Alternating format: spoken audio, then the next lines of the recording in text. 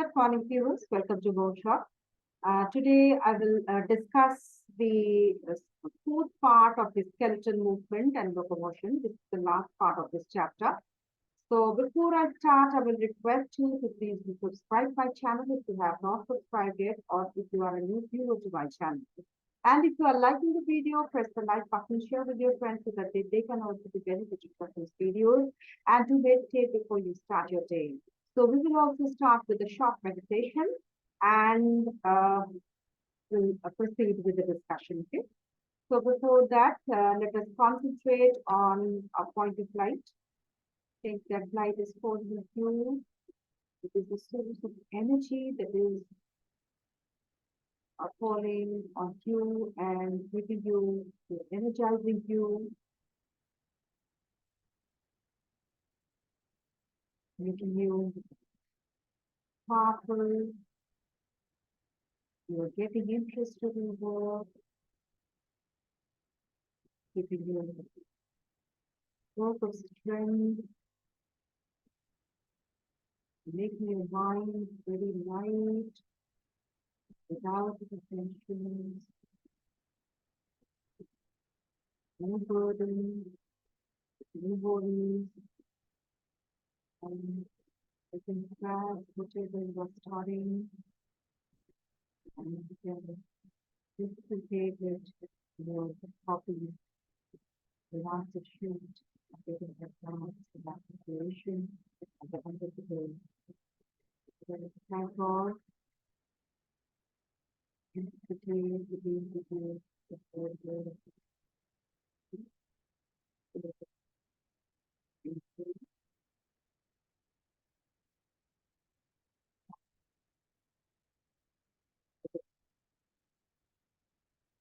So we'll start with joints.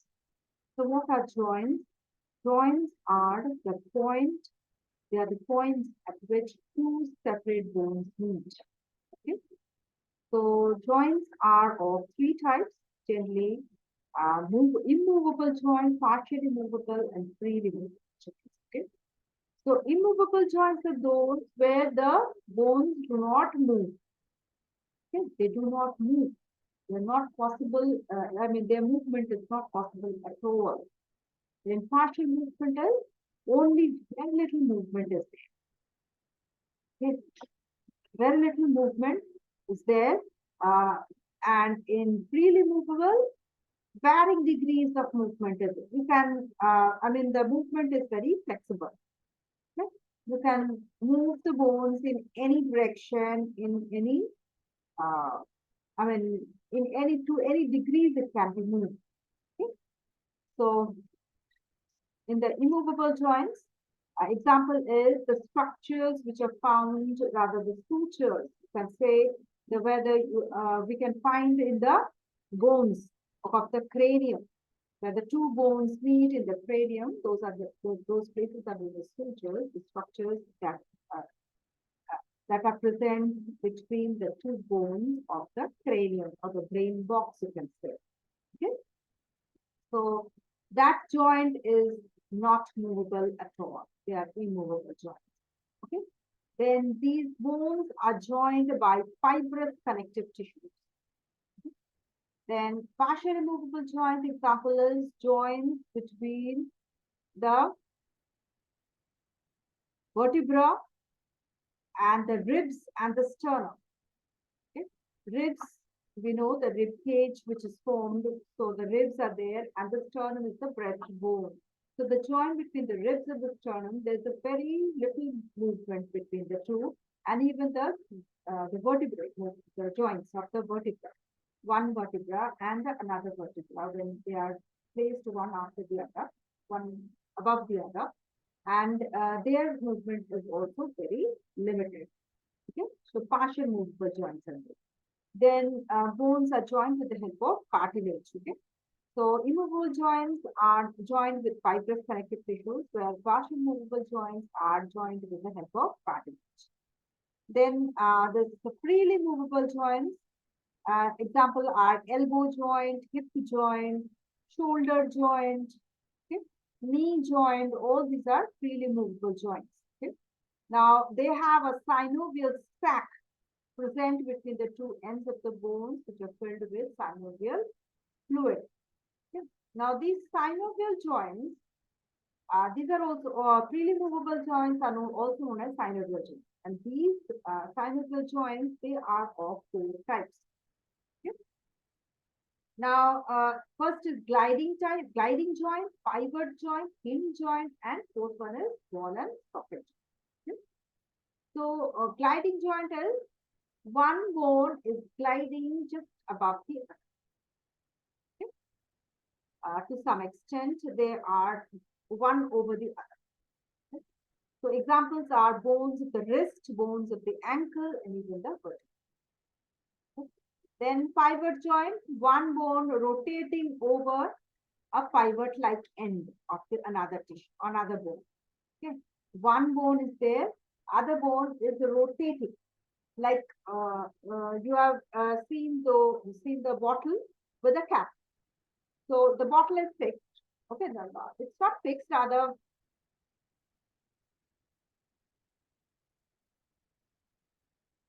okay. So the bottle is fixed. Bottle is there, and the other bone, that is the cap here. The cap you can rotate to some extent, like the skull and the atlas vertebra. Atlas vertebra is the first vertebra on which the skull rests, and the skull you can move the head like this. The skull can move from this side to that side. You can turn your skull. Okay, so this is the pivot joint. Then hinge joint. Hinge joint is the joint which moves like a door, okay, or the window. One side you can move, open in one side, but the other side is fixed. You cannot go to the other side, like to and fro in one plane. Like the elbow joint between the humerus and the ulna. This is the elbow joint, and you can move in this one plane. You can move, the other plane you cannot move. You cannot move your hand backwards, like that in the knee joint. Knee joint also. Okay, between the fingers also. Fingers also you can move in this way, but on the reverse side you cannot move. So one plane you can move. Then bones of the toes, same thing. Then next is ball and socket joint, where the most movable joint it is. The ball and socket is the most movable joint, where the bone can move in all sides. Okay, like the ball-like end of one bone, which is articulating into the cup-shaped depression of another bone. There's a cup-shaped depression is there, and the ball is fitting into it, and the ball can rotate in all sides. On all sides, it can rotate inside the cup. Okay.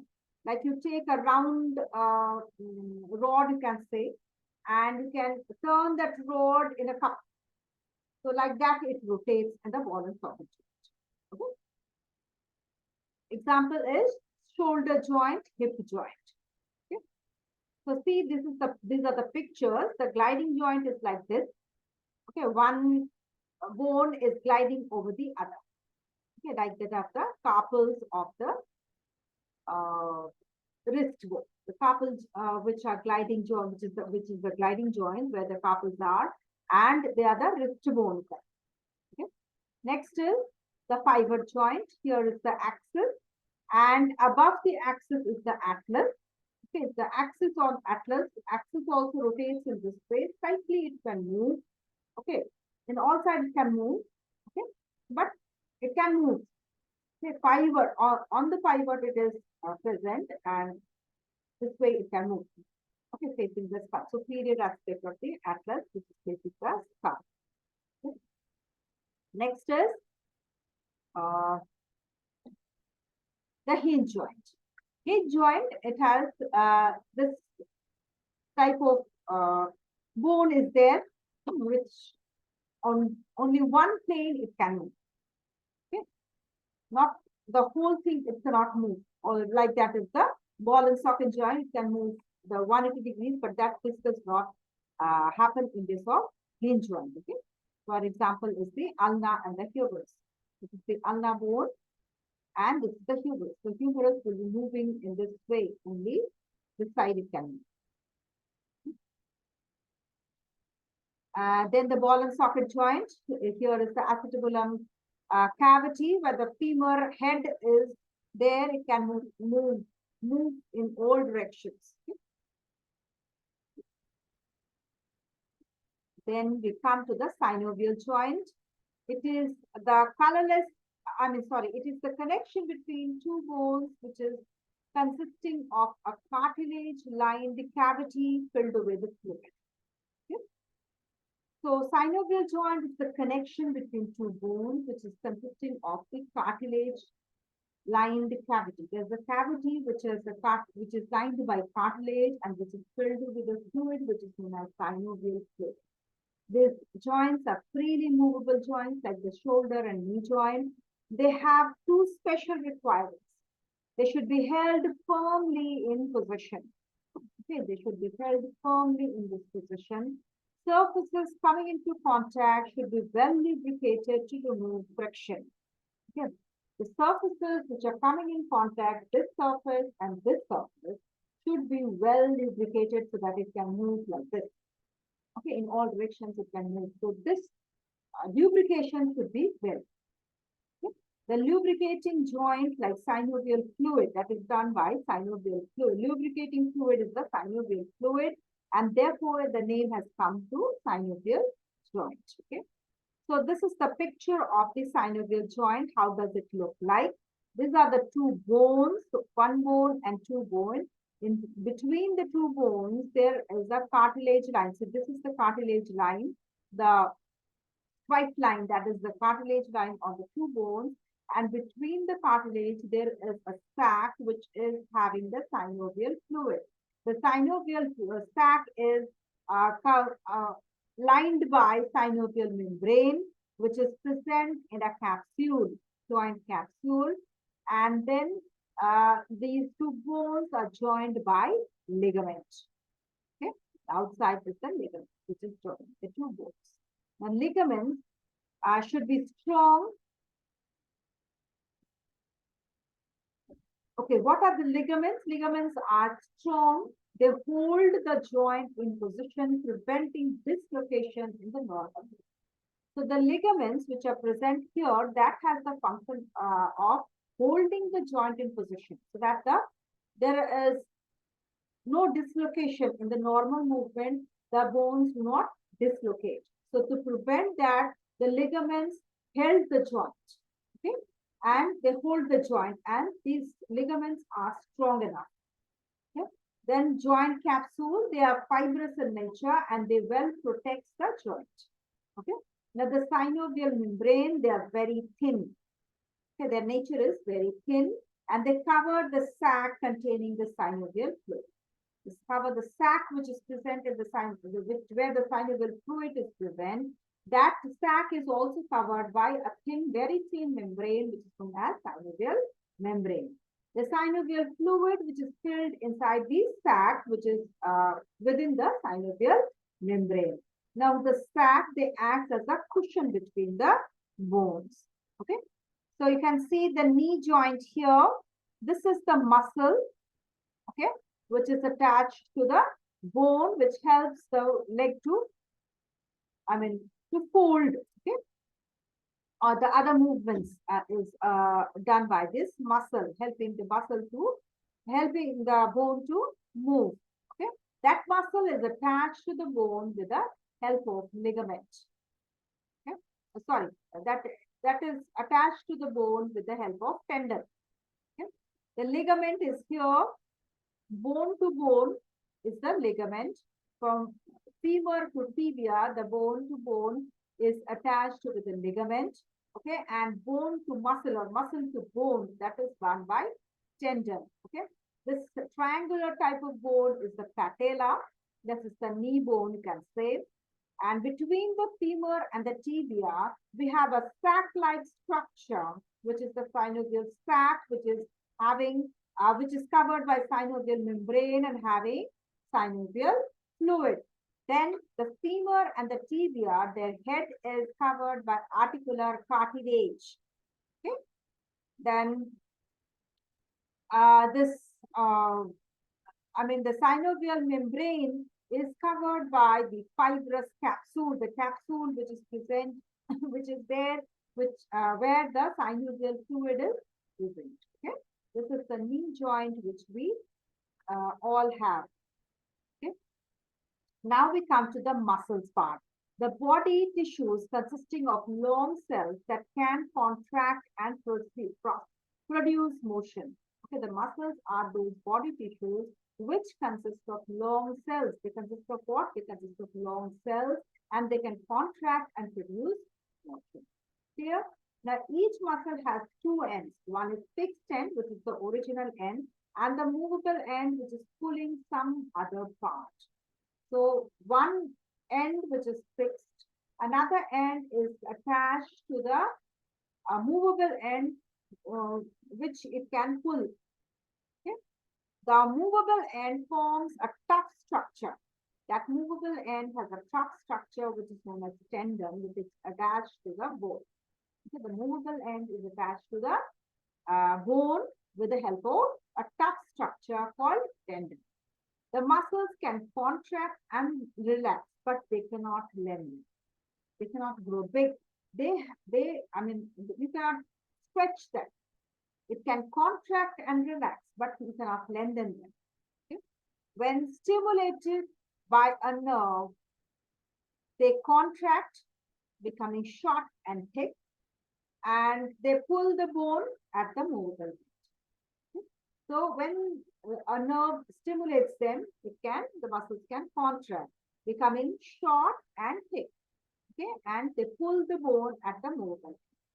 About 650 muscles are present in our body, okay, in total, and they make up nearly 1/2 of the body weight. Okay. Now there are three kinds of muscles we know: voluntary, involuntary, and cardiac. We have studied in this in this chapter earlier. Voluntary, involuntary, and cardiac muscles. We know all the functions, but still I'm revising once again. Voluntary muscles, they are attached to the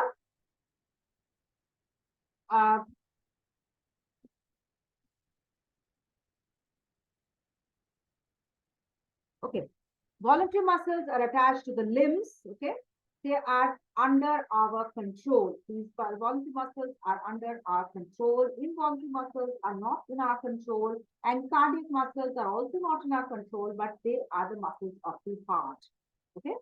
Now, the voluntary muscles, they're attached to the limbs. They are striated and unbranched. They are multinucleated. They are voluntary. They are rapid and fatigue easily. Okay, they move. Their movement is very rapid, and therefore they can fatigue. They can get tired very easily.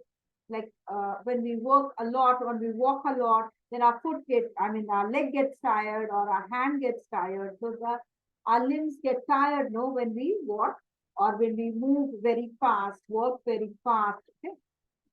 So these are they also known as skeletal muscles. Now, involuntary muscles, they are attached to all the internal organs, even our eyelids, iris, etc. Okay, they are non-striated and they are spindle-shaped. They are uninucleated, involuntary, slow speed. Their speed is slow; they're not so rapid, so they do not get tired easily. Okay, and also they are called smooth muscles. Okay, and cardiac muscles, they are attached to the heart. Cardiac means heart, concerned with heart. So striated, they are unbranched, uninucleated, they're involuntary muscles, and they move with moderate speed and they never get fatigued. They never get tired. But because if anybody's cardiac muscles get tired, then heart will stop. Okay, what will happen? So dangerous condition it is. Okay, next is another type of muscle is there, which is known as antagonistic muscle. What is that? Muscles we know that can return the movement to the original position opposite the muscles that initially causes the movement. See, always two muscles work in pair, okay? Like the biceps and the triceps. One muscle, when we are pulling stretching our hand, then our biceps becoming stretched. Okay? And the tricep becoming, it is contracting. But when this tricep wants to relax, then the bicep has to pull. That return the muscles which return the movement to the original position. It has to return to its original position opposite the muscle that initially causes the movement. Okay, so this is the initially causing the bicep is initially causing it to relax. Okay, and the tricep is initially causing it to contract. Now, when it wants to relax, the tricep wants to wants to do an action which is opposite to the other muscle. So it has to this bicep has to now contract. Then only this muscle can relax. So this way, the two opposite actions of the muscles takes place, and these muscles are known as antagonistic muscles. Okay. So there's a coordination between the muscles. So most actions in our body, they require combined action of several muscles like standing, walking, running, playing, tennis, etc. So for a particular kind of movement, the muscles have to be coordinated. Okay. Like I told you, when we are moving our hand, these biceps and triceps both have to coordinate their movements. Okay. Like that, when we are standing, the muscles of the legs have to coordinate. So like that, the coordination of the muscles takes place. Okay. So what are the functions of the muscle? They provide the means of all kinds of movement, helps the bones to do the movements. Okay. They cover the skeletal framework, covering the framework of the skeleton, and they give a shape to the body. Okay. Without the muscles, there will be no shape. Only the skeleton will be there. So they are covering the skeleton and also giving shape to the body. And it helps to maintain the body posture when sitting, standing, or walking. So when we are in a posture like sitting or standing or walking, that muscles help to maintain a posture. Okay. So these are the functions of this muscle. And this liver mechanism we have studied earlier. So please refer to the video which is earlier. Okay. All the links are provided of this in the description box of this chapter. Please refer to them. And thank you for joining and have a good day.